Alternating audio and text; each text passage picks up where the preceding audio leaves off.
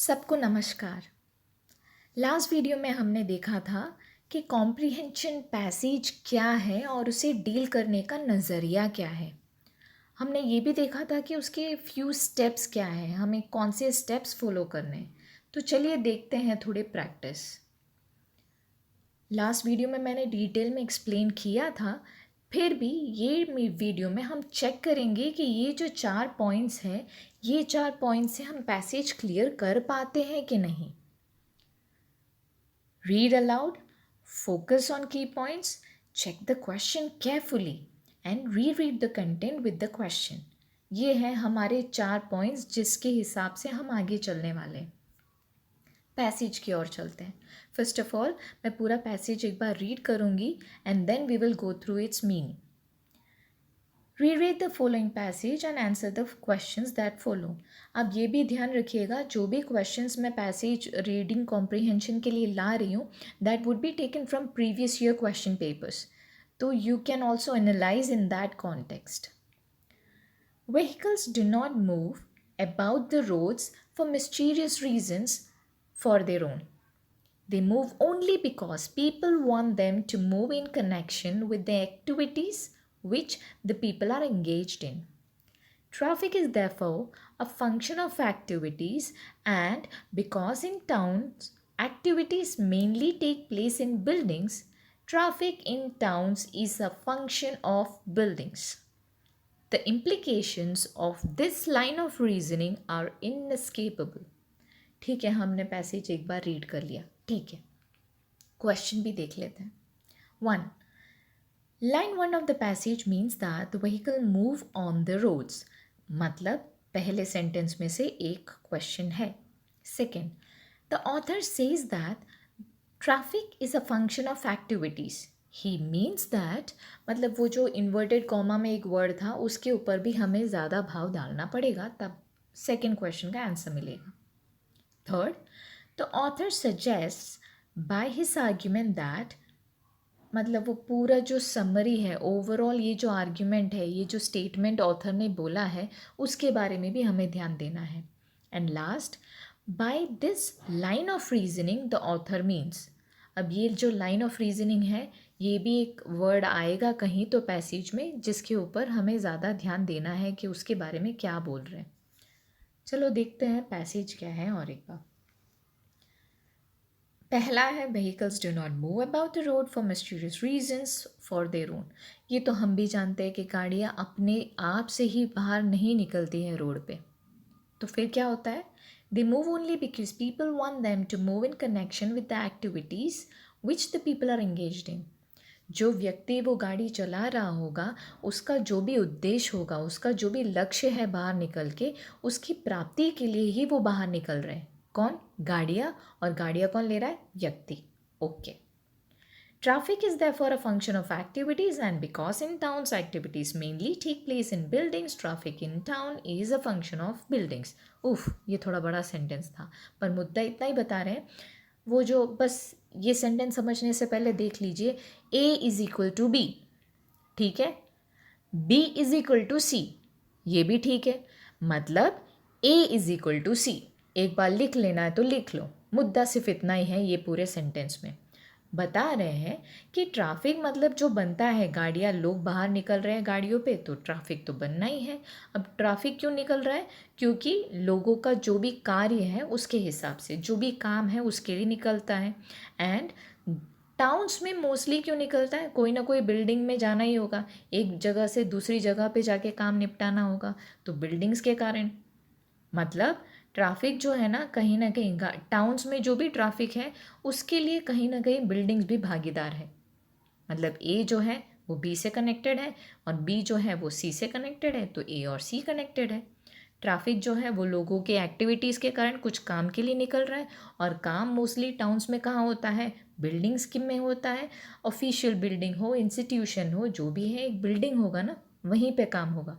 तो मतलब building indirectly traffic के कारण, मतलब बिल्डिंग के कारण कहीं ना कहीं ट्रैफिक बनता है, ऐसा ऑथर का मानना है इस पैसेज में। लास्ट में क्या लिखा है? The implications of this line of reasoning are inescapable. मतलब अगर इस तरह से लॉजिक बनाएंगे तो तो मतलब इसको एस्केप नहीं कर सकते, ये लॉजिक भी बनता है, ऐसा ऑथर कहना चाहते हैं। पहले सेंटेंस में हमने पता कर लिया कि ये बस अपने आप से नहीं निकलता है, कोई ना कोई रीज़न होगा तब जाके इंसान गाड़ियों को निकालता है बाहर, ठीक है।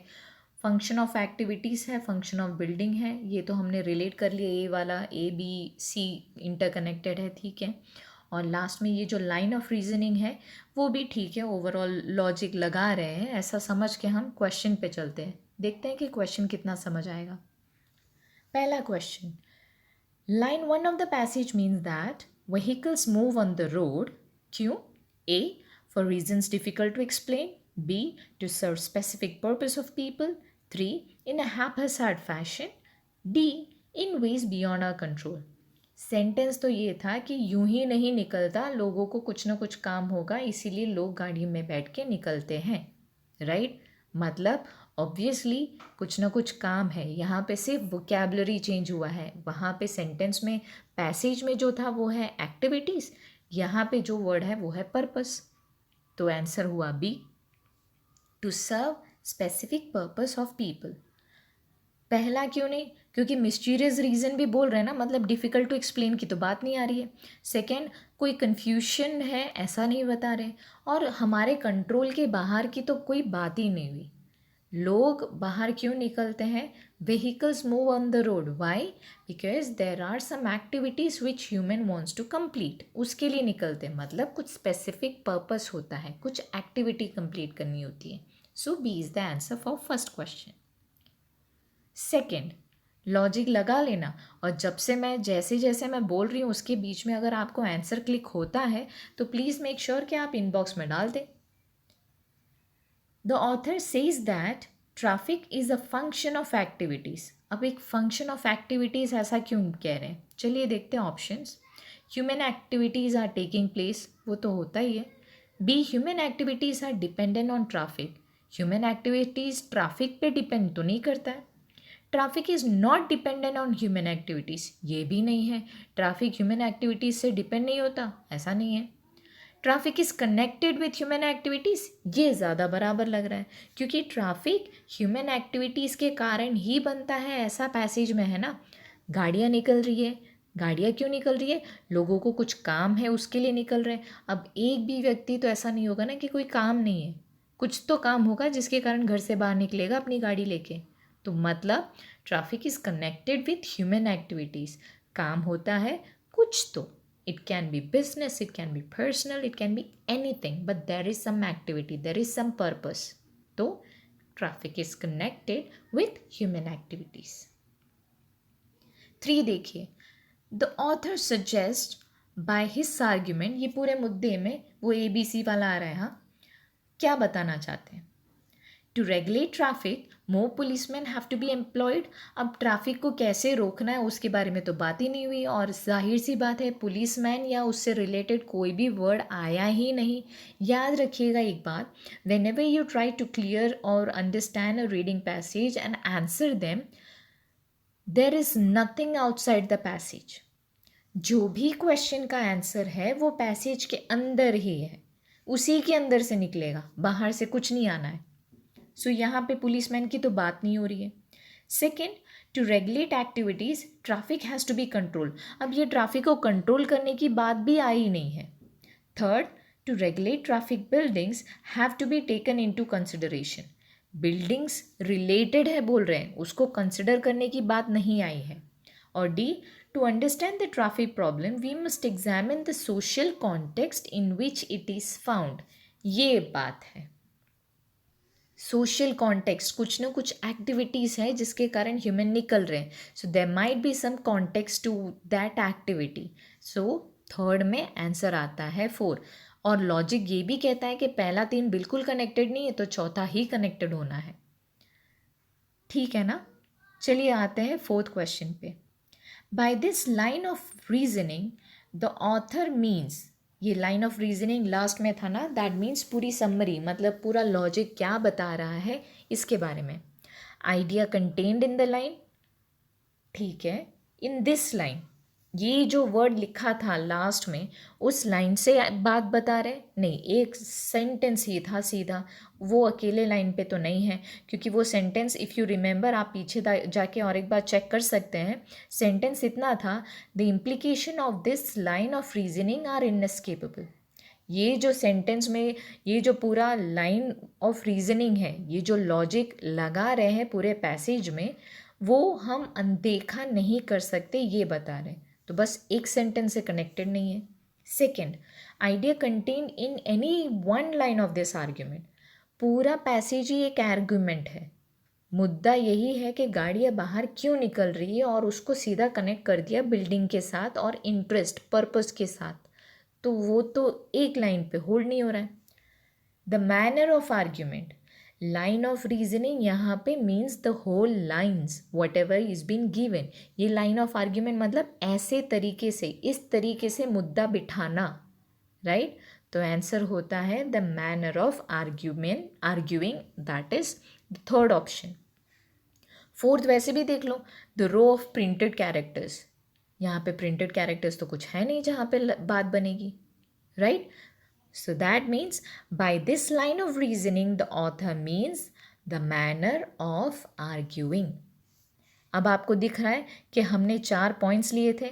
पहला, उसको जोर से रीड करना है, we have to read aloud, हमने किया, लॉजिक बैठ रहा है। सेकंड, हमें की पॉइंट्स पे देखना। अब ये चारों क्वेश्चन पे भी हमने यही ध्यान लगाया ना, पहले फर्स्ट सेंटेंस पे देखना है, उसके बाद फंक्शन ऑफ एक्टिविटीज़ जो लिखा है उस पर देखना है, और उसके बाद हमने देखा कि ये पूरा आर्ग्यूमेंट जो लॉजिक बिठा रहा है उसके बारे में भी है, और लास्ट सेंटेंस के बारे में भी कुछ पूछ रहे हैं। देन हमने क्वेश्चन अच्छी तरह देखा, और उसके बाद हम वापस पैसेज को जब रीड करते हैं, it is very easy to understand and it is very easy to crack that passage. I hope you understood this logic. I'll see you soon with another example to practice. So for now, this is signing off. Thank you. Thank you for your time and keep practicing. याद है ना, जितना practice करोगे उतनी अच्छी तरह निखरोगे. Just follow these 4 steps and you will be able to go through those exam steps. Thank you.